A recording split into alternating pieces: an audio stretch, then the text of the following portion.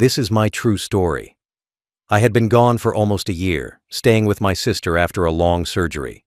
My family said they would take care of my house while I recovered. I missed them, the sound of my son's laugh, the smell of my home, the warmth of being together again. So one afternoon, I decided to come back early. I didn't tell anyone. I just wanted to walk in, sit on my old chair, and surprise them. But when I opened that door, the laughter inside stopped, because of the man standing behind me. Before I tell you, comment where you're watching from, and please subscribe so my story can reach more people. When I first pushed the door open, the sound of laughter filled the air so strong it almost covered my footsteps. For a moment, I stood there in the entryway, holding my small travel bag, just listening. My son's voice echoed from the living room, mixed with his wife's and my daughter's. They were laughing hard, the kind of laugh that comes from comfort, from feeling at home. It made me smile. After all the long months in a hospital bed and then in my sister's guest room, hearing that joy again felt like medicine. I thought maybe they were watching something funny or celebrating something small. I wanted to join them quietly and make them jump with surprise. I imagined my son turning around, shocked, smiling, saying, "Dad, you're home." I imagined my daughter running up to hug me. That thought made my heart warm for a moment. But as I stepped closer, things started to feel strange. The living room was lit bright. My old lamp was still there, the one I fixed myself years ago. But next to it sat new furniture, a couch I'd never seen, some shiny glass table, and a painting on the wall that I didn't remember buying. On the floor, I saw more shoes than usual. At least 6 pairs. Some looked like men's shoes I didn't recognize. Some high heels. Some muddy sneakers. I stopped there for a second. I thought maybe they had guests, maybe a party, maybe friends over, but it was the middle of the afternoon on a weekday. It didn't fit. When I took one more step forward, my son's wife turned and saw me. Her smile froze like ice. My daughter followed her gaze, and her laughter died mid-breath. My son's face went pale, his hand still holding a drink halfway to his mouth. Nobody said a word. Their eyes weren't just surprised. They looked like they'd seen something they never wanted to see again. I tried to smile, but my lips wouldn't move. Something in their silence told me this wasn't a happy surprise. The TV was on, but the sound felt distant. There was food on the table, half-eaten sandwiches, glasses of wine, and a big cake that said "New Beginnings" in bright red letters. My chest tightened when I read that. New beginnings. What did that mean? I stepped forward slowly, scanning the room, still holding my bag. My son put his glass down carefully like he was afraid to make noise. My daughter-in-law whispered something I couldn't catch. That's when I noticed a shadow behind me, reflected faintly in the glass cabinet. I turned my head slightly and saw the man standing just behind my shoulder, the police officer who'd given me a ride from the bus stop. He was a kind man, maybe in his late 30s. He had offered to help carry my bag when he saw me struggling with my cane. He had even said, "You've got family waiting for you, right? Bet they'll be happy to see you." I nodded back then. I truly believed it. But now, seeing the look on my family's faces, it didn't feel like happiness at all. It felt like fear. The officer stayed quiet, standing still in the doorway. His presence filled the silence. My son's wife looked from me to him, her eyes darting like she was searching for a lie that might work. My daughter held her breath, her eyes red but not from joy. Then, a voice came from the kitchen, a voice I didn't recognize. A man said, "Don't worry, he'll never come back." The words struck me like a brick. He didn't know I was there. The laughter was gone. My family's faces had turned into masks. The stranger in the kitchen stepped into view, holding a mug. He froze mid-step when he saw me. His face went blank, his mouth half open, not knowing what to say. For a few seconds, nobody moved. The officer's eyes hardened. He looked around the room, noticing everything. The boxes by the wall, the cake, the people. And me. I stood in the doorway of my own home, feeling like an unwanted guest.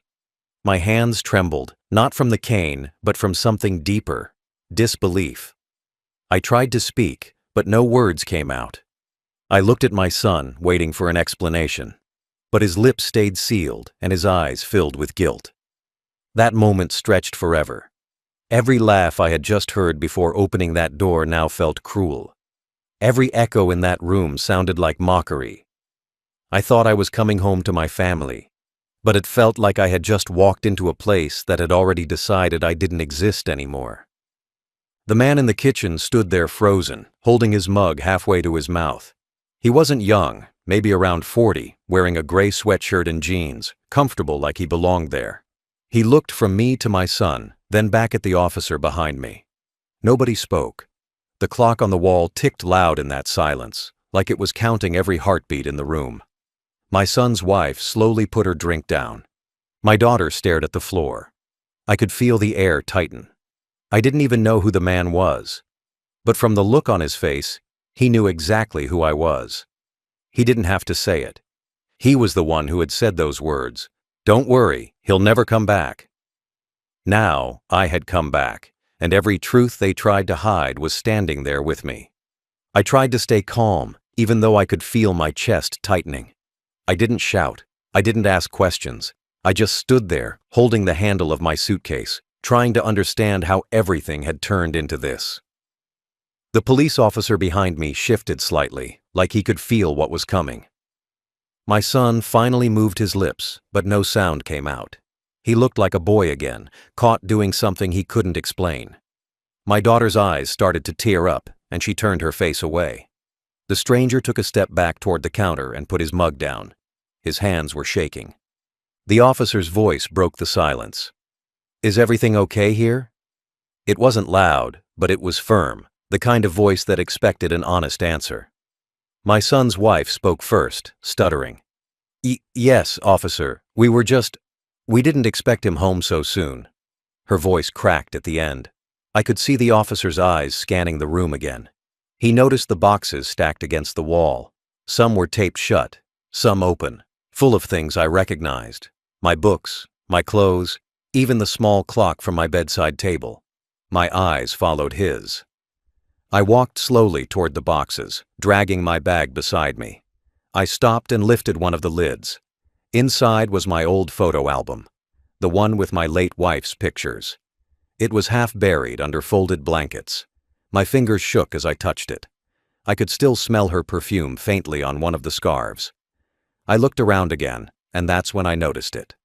My wedding photo, the one that always hung above the fireplace, was gone. In its place was a framed picture of my son, his wife, and the same man from the kitchen, standing together at a beach. Something inside me went cold. I turned to my son. He wouldn't meet my eyes. His wife took a deep breath like she was about to explain something, but the officer raised his hand gently. "Let him process this," he said quietly. I didn't move. I just stood there staring at that photo, my body heavy. I wanted to believe this was all a misunderstanding. Maybe I was dreaming. Maybe the medicine I'd been taking was making me confused. But then the stranger spoke again, soft this time, almost to himself. He wasn't supposed to come back this soon. That sentence made everything clear. I wasn't part of their life anymore. I was an obstacle, a problem they thought was gone. My house had become their plan. My home had become someone else's comfort. I could feel my knees weaken, but I stayed standing. The officer noticed my face and stepped closer. "Mr. Peterson," he said quietly, "do you want to sit down?" I shook my head. I didn't want to sit. I didn't want to cry. I just wanted to understand how the people I raised had turned my absence into an opportunity. The stranger looked guilty now, but not enough to leave. My son's wife avoided my eyes completely. My daughter finally whispered, "Dad." But her voice broke before she could say more. The officer glanced at her and then at me, waiting. The whole house felt smaller, like the walls were closing in. I could hear the sound of my own heartbeat in my ears. My home, the place where I spent decades working, saving, fixing every crack and every leak, now looked like a stranger's living room. And that's when I realized the truth wasn't just that someone had moved in. The truth was that my family had already moved on.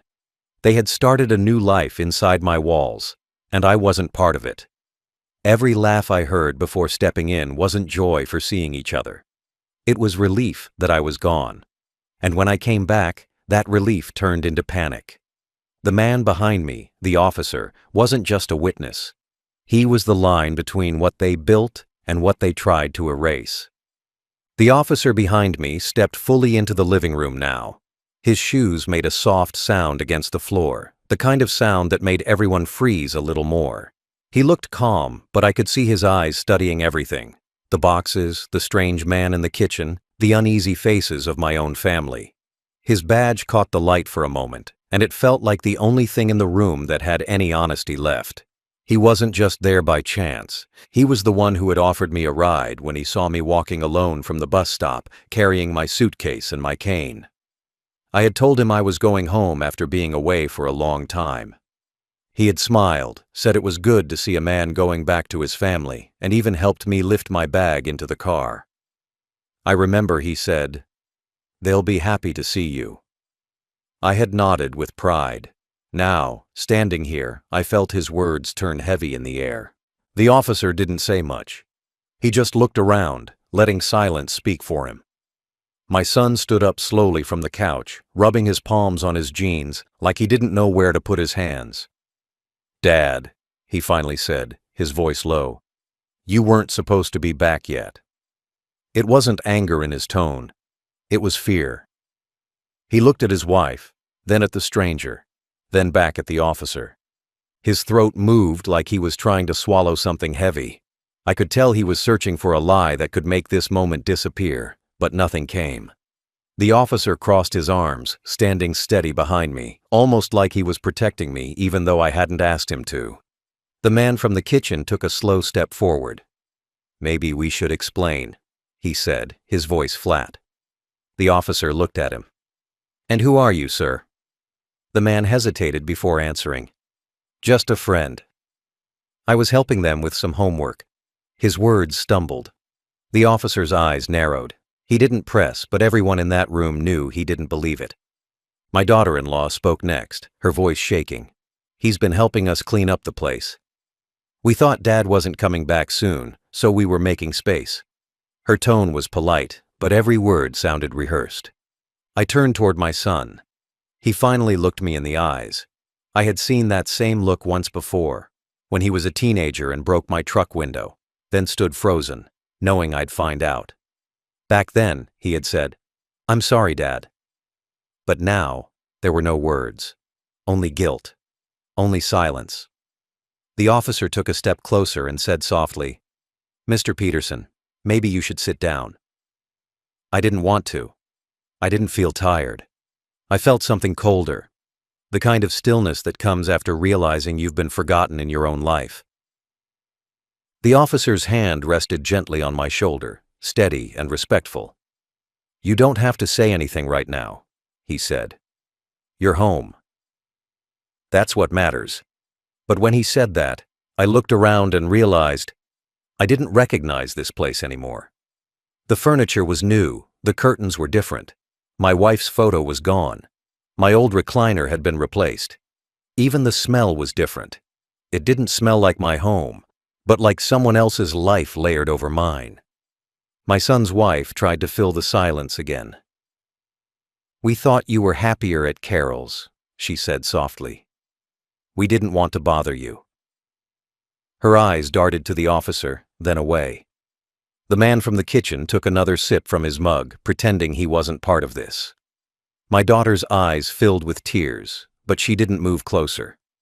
The officer straightened up and looked at all of them. "It seems there's been a misunderstanding," he said, calm but clear. "This man still lives here, correct?" Nobody answered. The only sound was the hum of the refrigerator. The officer took a slow breath, then turned to me. "Mr. Peterson, do you have proof of ownership?" I nodded. My suitcase was still beside me. I bent down, opened it, and pulled out a brown folder I'd kept safe for years. Inside was the deed, my name printed clearly across the top.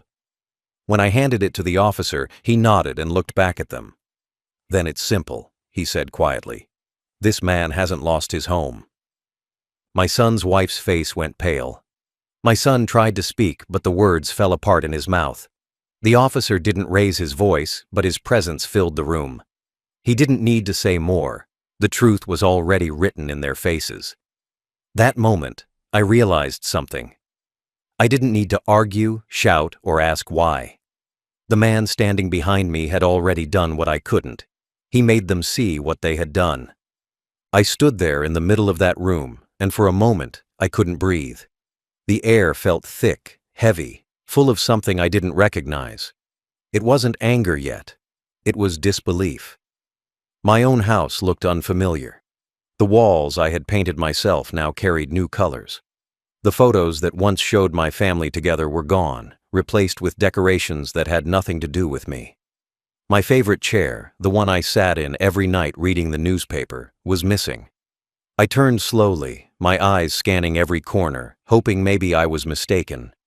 But no, the truth was right there in front of me. Everything that reminded them of me had been erased. I took a few slow steps toward the wall where my wedding photo used to hang. That picture had stayed there for decades. Me and my wife, young and smiling, standing outside this very house the day we moved in. I used to look at it every morning. But now there was a blank space. A faint square outline showed where it used to be. I whispered her name under my breath, feeling my chest tighten. That photo wasn't just missing, it was gone like it never mattered. I turned toward the boxes stacked against the wall. Some had writing on them. Yard sale. Donate. Extra. I bent down and looked closer. Inside one box, I saw my tools, the same ones I used to fix this house when the roof leaked or when the heater broke. Another box had my books, my late wife's blanket, and a few old letters. My hands began to shake. I turned toward my son and asked, "What's all this?" My voice came out rough and dry, like I hadn't spoken in years. Nobody answered. My daughter looked at me for half a second before looking down again. My son's wife pressed her lips tight. The stranger from the kitchen shifted awkwardly, pretending to wipe the counter. Even the officer stayed quiet, watching closely, but letting the silence do the work. I waited.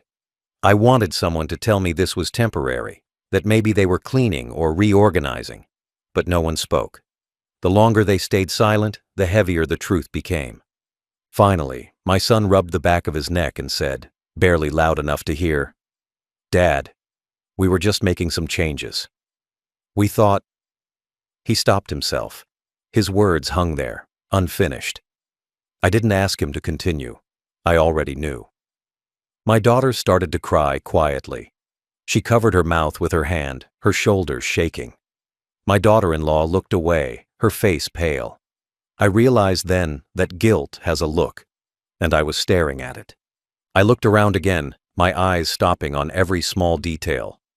The rug was gone. The curtains were new. Even the smell of the house had changed. It didn't smell like home anymore.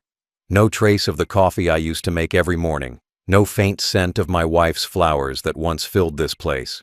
It smelled like something else now, like strangers. I reached for the wall to steady myself. The officer moved closer, worried I might fall, but I waved him off. I didn't want help. I wanted to feel the wall. The same wall I had built with my own hands 35 years ago. My palm pressed against it, cold and solid. That was real. Everything else in the room felt fake. The officer finally asked gently, "Mr. Peterson, are you all right?" I nodded slowly, but the truth was, I wasn't. I was holding my home in my hands and realizing I didn't belong in it anymore. The people I raised, the ones I gave everything to, had already started to erase me. It's a strange feeling, to be alive but treated like a memory. As I stood there, I could feel a quiet kind of heartbreak settling in. Not the loud, angry kind. The quiet one that sits in your chest and doesn't leave. I didn't yell. I didn't cry.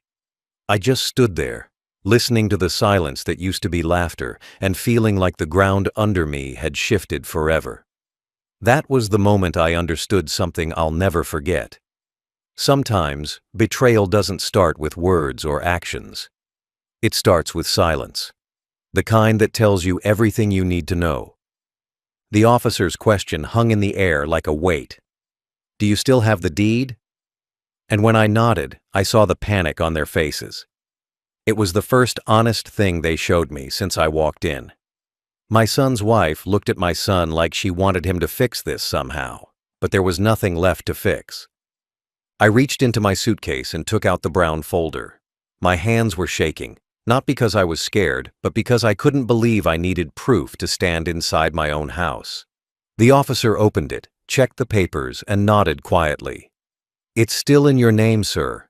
He looked around at them. "Everything here belongs to him." That sentence hit them harder than I ever could have. My daughter's eyes filled with tears. "Dad," she whispered, "we thought you were moving to Aunt Carol's permanently." Her voice was trembling like she knew it wasn't enough. My son's wife jumped in quickly. "We didn't mean anything bad. We were trying to fix the house." I looked around again. "Fix it," I said quietly.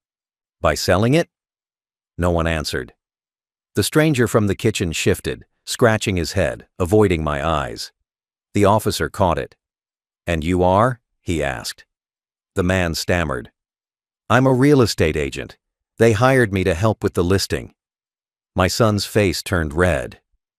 "It wasn't supposed to go this way," he muttered. That was it. The truth was out. They had cleaned out my savings, packed up my things, and were preparing to sell the house while I was still alive. My hands trembled, my vision blurred, but I didn't cry. Something inside me went completely still. I looked at my son, the same boy I once carried on my shoulders, the boy who used to fall asleep in my lap while I watched TV after work. I remembered the nights I came home from double shifts so he could have everything he needed. And now, here he stood, selling the roof I built, pretending it was just business. The officer stepped slightly between us, not because there was danger, but because he could feel the tension. "Mr. Peterson," he said softly, "we can sort this out. You still own this property. Nobody can take that from you without your consent." I nodded. My mouth was dry, my heart heavy. My daughter started sobbing now, covering her face. "We didn't mean to hurt you," she cried, but even that sounded empty. The words didn't reach me. They fell flat, like the air in that house had stopped carrying sound. The officer took a few steps toward the door and called in a second unit on his radio, asking for assistance. My son's wife turned cold. "Is this really necessary?" she snapped. The officer looked at her calmly. "Yes, ma'am. This man is the legal owner. Until everything is cleared, you can't stay here." Her mouth opened, but she had no answer. My son sat down, head in his hands, silent. The man from the kitchen quietly stepped back toward the hallway, trying to disappear. I just stood there, watching all of it. I didn't speak, because there was nothing left to say. Every word in my chest had already been betrayed. I thought about all the times I taught my son about honesty, respect, family, and how fast those lessons vanished once money entered the picture. The house I built with love had turned into a transaction. My name was still on the deed, but the heart behind it was gone. The officer handed the papers back to me, his voice steady. "You're going to be fine, sir. We'll make sure of it." I nodded again, still unable to look at anyone else. My family, my blood, couldn't even meet my eyes anymore. My daughter's sobs faded into quiet sniffles. My son's wife stood stiff, her jaw tight. The officer's radio crackled softly, breaking the silence again. That's when I realized something that made my chest ache even deeper. They weren't sorry because they hurt me. They were sorry because they got caught. The difference between guilt and regret was written all over their faces. And in that moment, the truth hit harder than anything I'd ever felt before. I hadn't lost my house. I'd lost my family. The room felt frozen. No one moved. No one breathed too loud. The officer stood tall, holding the folder in his hand, his face calm but firm. He turned slightly toward me and said in a quiet voice, "Mr. Peterson, do you still have the deed?" I nodded and pointed at my suitcase. He motioned for me to show it again, just to confirm. I opened the same brown folder, careful not to drop it. My hands were shaking, but I kept steady enough for him to read it. He took the paper, glanced down, then looked back up at my son and his wife. His tone changed, still calm, but sharper now. This home is registered under Mr. Harold Peterson. That means he's the owner. Everything inside these walls belongs to him unless he decides otherwise. The words hit them like a hammer. My son's face went pale. My daughter-in-law looked at the floor, her arms crossed tight against her chest. My daughter was already crying silently, her shoulders trembling. I stood still, my heart beating slow but heavy. I didn't need to say a word anymore. The officer had said everything I couldn't. The stranger from the kitchen, the real estate agent, looked down at his shoes, mumbling something about not knowing the full situation. The officer glanced at him. "You're free to leave," he said flatly. The man nodded fast, grabbed his jacket, and walked out the door without saying goodbye to anyone. The sound of the door closing behind him felt final, like a chapter ending. The officer turned back to my family. "Here's what's going to happen," he said clearly. "You're going to leave the property for now until this situation is sorted legally. Mr. Peterson has the right to stay in his home," my son tried to argue. "Officer, please, this isn't what it looks like. We weren't stealing anything." The officer raised a hand. "Then you won't have a problem leaving peacefully." My son's wife muttered under her breath, something about me ruining everything. The officer gave her a look that shut her up quick. He wasn't rude, but his authority filled the room like a wall they couldn't cross. I stood beside him, watching the family I built come apart piece by piece. My daughter tried to say something again. "Dad, please, we didn't mean—" But she couldn't finish. The officer turned to me gently and said, "Sir, you can make decisions about pressing charges later if you wish. Right now, you just need to rest. You've had a shock." He placed the folder carefully on the small table beside me. The sound of the paper sliding against the wood made me realize something. After all these years, this single document was the only thing keeping my life from being taken away. Not family, not trust. A piece of paper. I looked around the room one more time. The laughter that filled this house just minutes before was gone. In its place was tension, regret, and fear. My son walked to the door, avoiding my eyes. My daughter followed, wiping her tears. My daughter-in-law stayed behind for a moment, whispering something angry under her breath, then finally stormed out. The officer stood quietly until the last one left. The door shut slowly, and the silence that followed was louder than any shouting could have been. He turned back to me. "You did the right thing keeping those papers safe," he said softly. I nodded, still not trusting my voice. He gave me a small, understanding look, not pity, just respect. "You're home now. Don't worry, nobody's taking this from you." Then he paused for a moment, scanning my face, and asked something that stayed with me forever. "Do you still want them to come back here, Mr. Peterson?" That question cut deep. It wasn't just about the house, it was about forgiveness. I didn't answer right away. I just looked around, seeing all the changes, the empty spaces where love used to live. Finally, I said, "No, not right now." The officer nodded like he understood exactly what I meant. He picked up his radio and spoke quietly to confirm everything was under control. I stood there alone again, my hand resting on the table beside the deed. For the first time since walking through that door, I felt both broken and relieved. Broken because of what they'd done. Relieved because at least now, the truth was no longer hidden. The officer looked at me one last time before stepping outside. "Lock the door behind me, sir," he said. I nodded. The click of that lock felt like closing the past. The sound of the door closing behind the officer's last words stayed in my ears like an echo. I stood still in the middle of the living room, not moving, not even breathing heavy. The house was silent again. The same kind of silence that used to mean peace, but now only felt empty. My suitcase sat by my side, my cane leaning against the chair that wasn't mine anymore.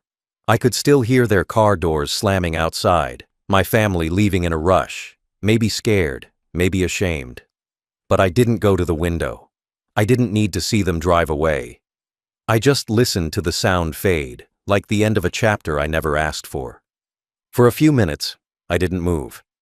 I kept my hand on the table, right next to the folder with my name on the deed. The officer's voice still replayed in my head. You're home now. But what does home mean when everything inside it feels foreign? I looked around at the furniture, the decorations, the paint on the walls. Everything looked perfect, like a showroom, but it had no soul left in it. The warmth that used to fill this place was gone. The smell of my wife's favorite candles was gone. The sound of laughter that used to bring joy now only reminded me of betrayal. I took a deep breath and looked at the boxes again. Some of them had been sealed tight, ready to be moved or sold. My things, my memories, my life, priced and packed by the same people I raised. I bent down and touched one of the boxes labeled Yard Sale. Inside were small things, my books, old trophies, my wife's garden gloves. I picked up the gloves and held them tight. They still had faint soil stains on the fingertips, the ones she never washed off completely. I could almost see her smile again for a second, the way she used to wave from the backyard when I came home from work. That memory hit me harder than the betrayal. It reminded me what real love felt like, and how far away that feeling had become. I walked slowly toward the fireplace. There was no photo of her anymore, no sign that this house ever belonged to both of us. I placed her gloves gently on the mantel and whispered under my breath, "We built this, didn't we?" My voice cracked, but no one was there to hear it. Maybe that was a good thing. Some words don't need witnesses. The officer had given me a choice, press charges or let things settle legally.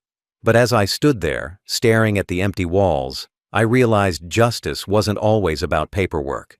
Sometimes justice is simply walking away with your dignity when everyone else loses theirs. I could have called the officer back and told him I wanted them arrested for theft, for fraud, for whatever else they tried to do. I could have made it public, but I didn't. I was tired, not the kind of tired that sleep fixes, the kind that comes when you've been disappointed too many times. So, I made my decision. I went to the hallway closet, pulled out a small notepad, and wrote a few words on the first page. House not for sale, not today, not ever.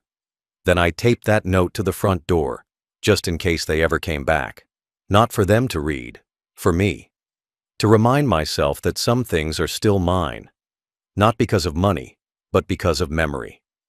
When I finished, I sat down slowly on the edge of the couch, resting my cane against my leg. My hand brushed over the new fabric, and I realized how much it didn't belong here. It was soft, but cold. That's how betrayal feels too. Soft at first, then cold forever. I looked toward the door one last time, and I knew I wasn't going to chase them, beg them, or forgive them too quickly. Sometimes you can't rebuild a home with people who burned it for comfort. That night, I slept in my bed again, alone, but peaceful. For the first time in years, I didn't dream about family dinners or laughter. I dreamed about silence, but it was the quiet kind that doesn't hurt anymore. I had finally made my decision. I wasn't going to lose myself trying to keep people who had already let me go. The house was quiet again, but this time the silence didn't scare me. It just felt heavy. I sat on the couch, the new one they bought, staring at the walls that once carried pieces of my life. The officer had left hours ago. The sun was starting to go down, painting faint orange lines through the windows. Dust floated in the light, slow and peaceful, like time had finally stopped fighting me. I leaned back and listened to the old pipes hum inside the walls. For the first time in a long while, I realized how much I had missed the sound of my own house breathing. But the silence also had an ache in it. Every corner reminded me of what was gone. The photo frames were empty, the shelves bare. Even the air felt different, colder, cleaner, like it didn't remember me anymore. I walked through the hallway slowly, my cane tapping against the floor with each step. In my son's old room, the wallpaper was peeled halfway, as if they started changing it, but never finished. My daughter's childhood drawings that used to hang on the wall had been taken down. The only thing left was a small nail sticking out of the plaster, holding nothing. I moved from room to room, touching the walls as I passed. Each one carried a memory: birthdays, dinners, nights when the power went out and we laughed in candlelight. I could still hear faint echoes of laughter, the kind that used to fill this place before money and greed took over. I stopped by the kitchen doorway. The smell of food was gone, replaced by cleaning chemicals. I remembered mornings when my wife used to cook pancakes and the kids ran around stealing bites. That memory felt like another lifetime. When I reached the back door, I saw the garden through the glass. The weeds had grown high and the flowers were gone. The small wooden fence I built years ago was leaning, broken in one corner. I stepped outside slowly. The air was cool and sharp. I could smell rain in the distance. I sat down on the small step by the porch and looked around the yard. It was quiet, except for the wind. For a long time, I didn't think about what I lost. I thought about what I still had. The house was standing. The sky was still the same. My hands were still steady enough to open that folder and prove the truth. When night fell, I went back inside and turned on a single lamp. The yellow light filled the room just enough for me to see, but not enough to hide the emptiness. I picked up the officer's card from the table and placed it in the drawer under the phone. Then I sat in my chair, not my favorite one, just the one that was left, and let the quiet fill me. The ticking clock on the wall became the only sound. Tick, tick, tick. It was the sound of something old that still worked, even after everything else broke. I didn't feel anger anymore. The rage had burned out somewhere between the lies and the silence. What was left was something calmer, a kind of sadness that doesn't demand answers. I realized then that forgiveness wasn't about letting them back in. It was about not letting their choices ruin what was still mine. I had my roof, my walls, and the memories that built them. That was enough for now. Before going to bed, I walked to the front door one last time. I looked at the note I had taped there earlier. House not for sale. Not today. Not ever. The handwriting was shaky, but the message was strong. I smiled just a little and locked the door again. The sound of the bolt sliding into place gave me peace. The house was empty, but it was mine again. I turned off the light, walked down the hall, and went into my room. The bed creaked the same way it always had. I lay down slowly and stared at the ceiling. The silence didn't hurt anymore. It felt honest. After everything they took, this was what they left me with: quiet, space, and truth. And for the first time, I didn't feel alone inside it. That night, I barely slept. Not because I was scared or angry, but because I kept replaying every moment in my head. The laughter I heard when I opened the door. The silence that followed when they saw me. The way their faces changed when the officer stepped inside. It all felt like a bad dream, but the more I thought about it, the more I understood. It wasn't sudden. It didn't happen in one day. It was years of small changes, quiet distances, and forgotten phone calls that led to that moment. I had been losing my family slowly, piece by piece, long before I realized it. When the morning light came through the curtains, it touched the floor like nothing had happened. The world outside kept moving. Cars passed by, birds sang. The mailman walked past my gate. Life doesn't stop, even when everything inside you does. I got out of bed, made myself coffee, and sat at the kitchen table. It was quiet. No voices, no footsteps, no sound of anyone else breathing in the house. I stared at the steam rising from my cup and realized how peaceful it was. Lonely, yes, but peaceful. Sometimes those two things live in the same room. I walked to the living room again, looking around with new eyes. It didn't look as broken as it did last night. The boxes were still there, but I didn't rush to open them. The furniture they bought didn't matter anymore. What mattered was that the house was mine again. The walls, the memories, the air. I thought about calling my sister Carol, telling her everything that happened, but I stopped myself. Not because I didn't want to talk, but because I didn't want sympathy. I wanted quiet strength. I wanted to feel what it's like to stand again after being betrayed by the people you loved most. Later that day, I found an old photo album buried inside one of the boxes, the same one my wife used to keep by the fireplace. I sat down and opened it slowly. The first picture was of her, smiling, holding our newborn son. Her eyes were bright, proud, full of love. I traced her face with my finger, the photo grainy from age. In that moment, I understood something simple but powerful. I hadn't failed as a father. I had done everything right. What went wrong was not my doing. People change. Greed grows in silence. And sometimes, the ones you die for are the same ones who stop seeing you as worth living for. The officer had been right when he said, "You're home now." But it took me a full day to understand what that meant. Home isn't about who fills the rooms. It's about what the walls remember. My house still carried the voice of my wife singing while cooking. It still had the dents on the doorframe from when my kids marked their height each year. Those memories couldn't be boxed up or sold. They belonged to me forever. That evening, as the sun began to set, I stood by the window and watched the light fade across the yard. The wind moved gently through the trees, brushing against the old fence. I realized I wasn't angry anymore. I didn't even hate them. I just didn't recognize them. And maybe that was the saddest part. Realizing the people I raised had turned into strangers I wouldn't invite into my home now. Before I turned off the lights, I looked once more at the empty room where everything had started. I whispered quietly, "You tried to take my home, but all you did was show me who you are." My voice didn't shake. It was steady. The kind of steady that comes from surviving disappointment and still standing tall. I walked to the front door, turned the lock once more, and smiled just a little. I walked into my house and saw my family laughing. But when they saw the man standing behind me, the truth came out. The officer brought me home that day and took them out of it. Sometimes you don't lose your home. You just find out who never deserved to live in it. And that truth, no matter how painful, gave me something I thought I'd lost forever: peace.